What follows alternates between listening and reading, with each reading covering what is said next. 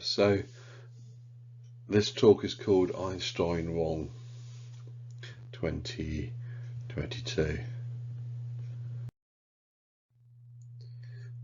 Ideally, I would have liked to have gone out to give this type of talk to people in 2020 and in 2021, but the COVID pandemic prevented that. And this type of talk is an update of a type of talk I gave out to public in an earlier time. First of all, need to mention from experience given similar talks to the public, the objection they give is that Einstein has been proven by experiments, that is for his theory of relativities, but as far as I'm concerned, the mathematics is being bodged to fit experiments, and many people have made the same protest that the mathematics of Einstein's relativity is a mess. With that in mind, let us continue. Einstein is portrayed as a genius in the media, and we have an example. Einstein's on the cover of this Time magazine, and he's been portrayed as the person of the century, which was the 20th century. Einstein became famous in 1919 with headlines such as the following: lights are askew in the heavens, men of science more or less agog over results of eclipse observations. Article in a physics journal points out the dispute or debate over difficulty in understanding Einstein's relativity, and this is by John Norton. The article is called General Covariance and the Foundations of General Relativity, 8 decades of dispute. So the people who believe in Einstein's relativity don't really all agree among themselves about relativity. And the quote is, Einstein offered the principle of general covariance as the fundamental physical principle of his general relativity, and as responsible for extending the principle of relativity to accelerated motion. This view was disputed almost immediately, with the counterclaim that the principle was no relativity principle and was physically vacuous. The disagreement persists today. So the dispute is whether general relativity is really a relativity theory, and that's an example of one of the areas of relativity that is disputed and not agreed upon. Now, the Muller project is collecting articles criticising Einstein's relativity, and this is what the Muller project says: 95 years of criticism of the special theory of relativity, and it's taking it from 1908 to 2003.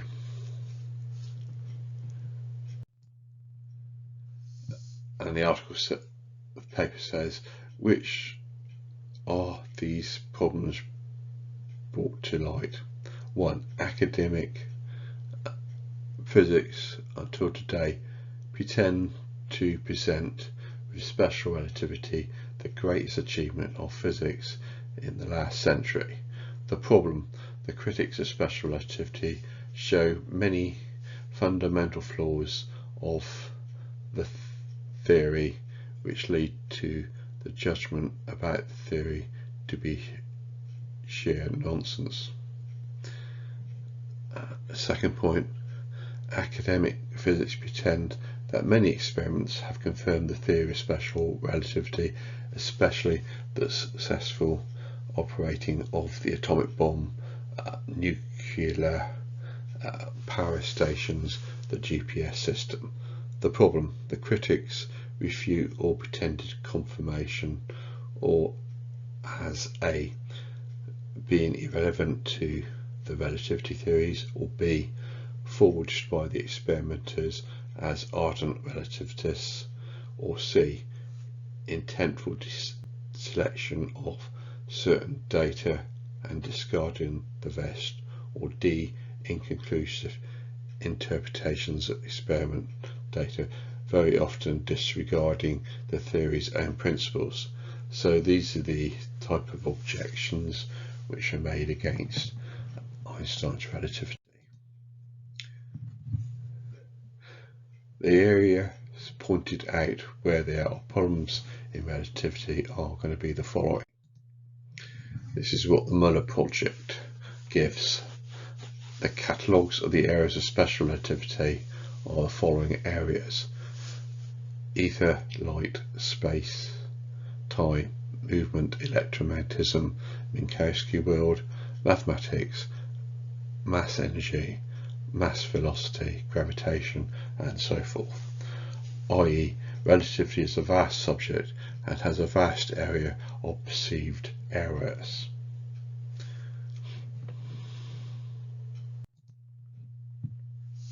I am part of the following group, and I have my hat. It was once called the Natural Philosophy Alliance and was formed by John Chappell, claiming Einstein was wrong. And this is a picture of John Chappell. And what he says here: historians condense the facts to make complex social movements simple and understandable in hindsight. Our movement to reform establishment science, making it responsible to the needs of people who fund science with their taxes, and not a servant of the established state system, traces its origins to the work of Dr. Chappell, who organised the predecessor of the John Chappell Natural Philosophy Society from what was known as the Natural Philosophy Alliance. John is the acknowledged founder of the NPA and the driving force of its creation. His unfortunate death in 2002 left the NPA without his guiding ideas, but that organisation carried on the work of dissident science until its unfortunate rupture and disintegration in 2014. That event was followed by the creation of the John Chappell Natural Philosophy Society, which was founded to more adequately pursue the ideals of John Chappell.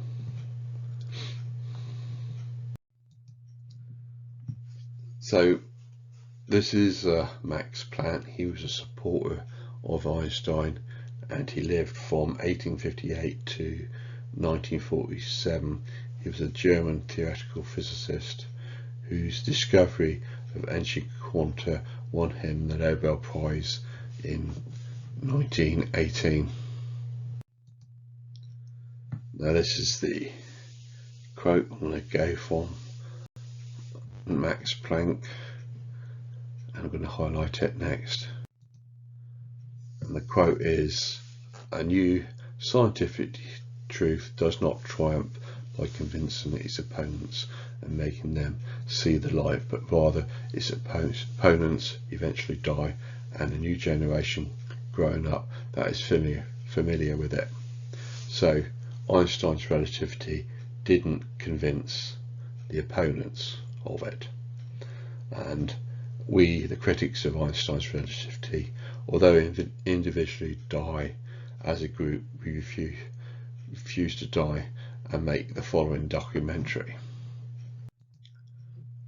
And this is the documentary, Einstein Wrong, The Miracle Year. The film producer was David de Hilser. Film was made by Distance, and it was blocked at a film festivals.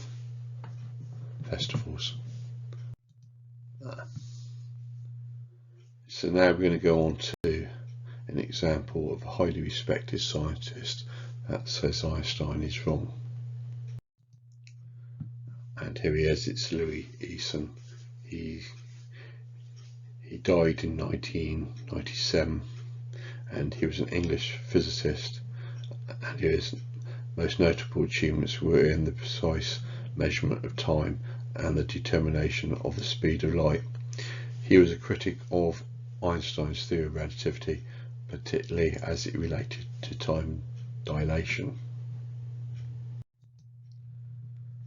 And this is an article by him, and it says relativity, joke or swindle.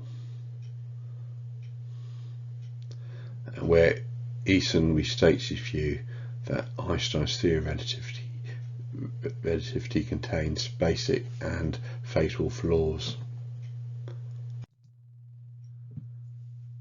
Now here is another person, Hans Ohanian.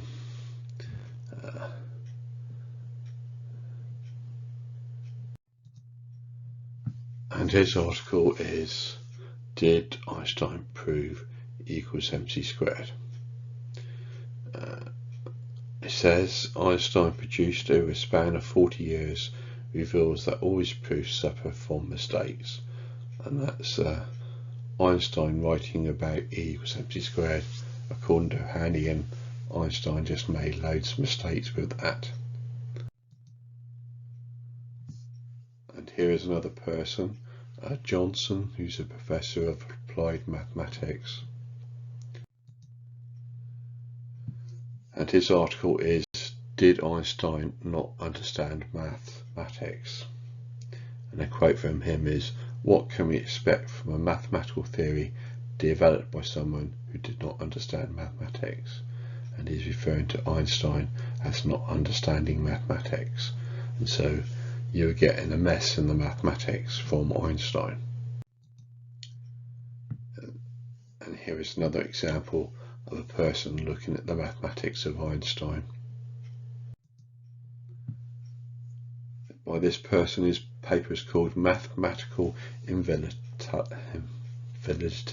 of the Lorentz Transformation in Relativity Theory. And it shows the places where errors were made.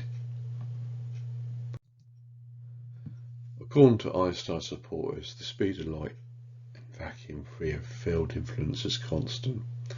And now it's going to be an example of a paper saying it is not. This is a paper by Wang and Hatch, conducting a crucial experiment of the constancy of the speed of light using GPS. What's highlighted is, contrary to the assertion of special relativity, the speed of light is not always constant relative to a moving observer.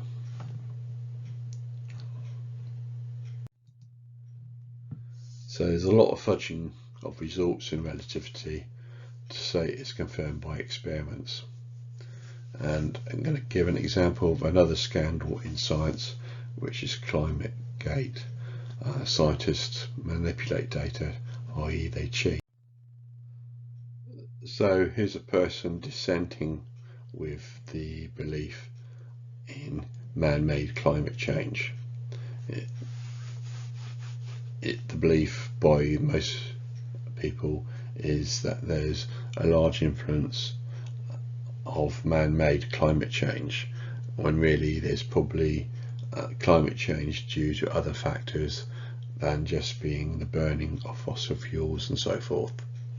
And he says conspiracy, collusion in exaggerating warming data, possibly illegal destruction of embarrassing information, organised resistance to disclosure, manipulation of data, private admission of flaws in their public claims, and much more.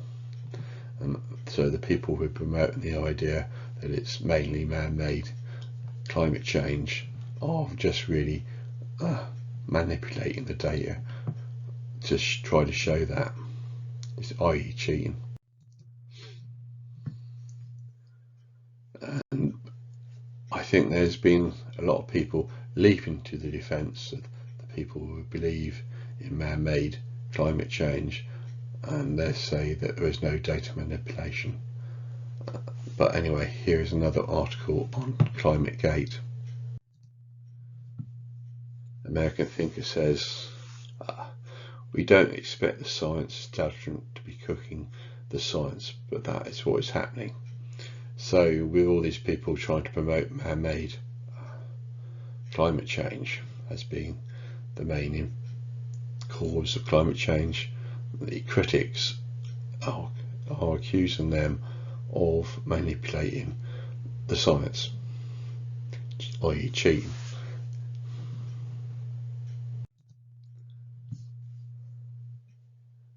Now if we go on to Einstein, there's a quote by him, however it seems unreliable. He might have never said this quote, and this is Einstein's quote is saying, if the facts don't fit the theory, change the facts. It's disputed by people that Einstein actually said this.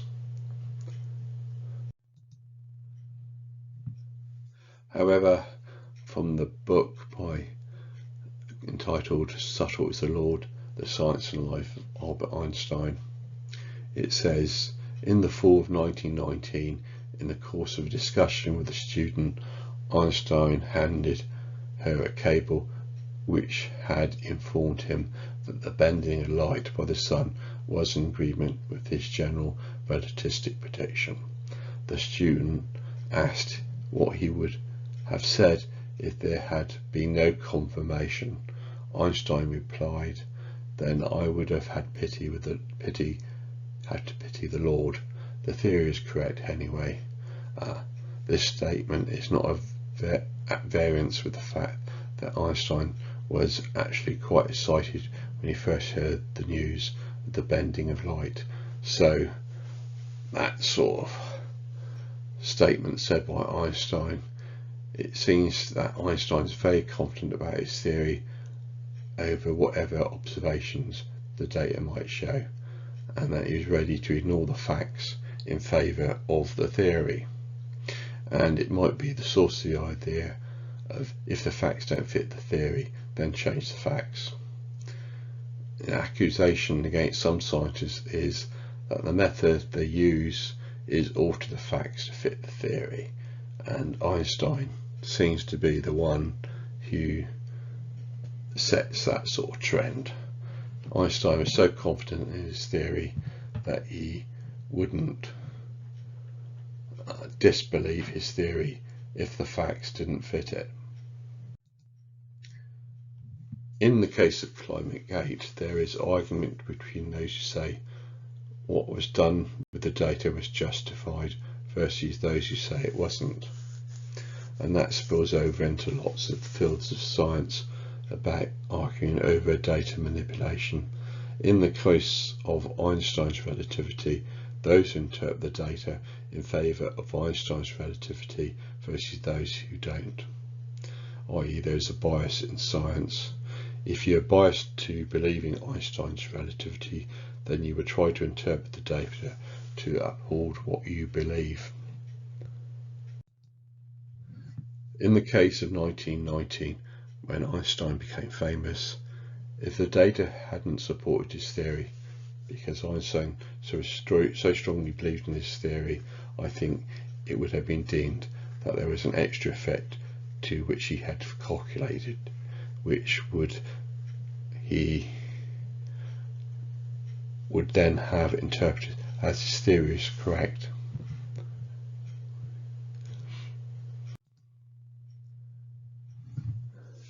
What we did in the group I'm with, we wrote an open letter to the physics community querying special relativity in regard to the twin paradox,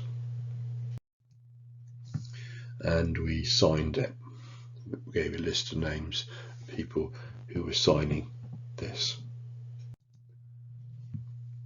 And of course the physics community mostly ignored it, which my group, interprets as the physics community is just biased and have too strong a belief in Einstein's relativity and will ignore any challenges to their beliefs. So that's it. Thank you for your time, and I can summarise it as it's a long-standing disagreement with Einstein's relativity, and the mainstream physics community that wants to support Einstein's relativity just will not engage with those who want to dispute it, and it spills over into lots of areas of science where we think data is being manipulated, and there's a bias to wanting to believe theories without there really being justification from the data. Thank you. The end.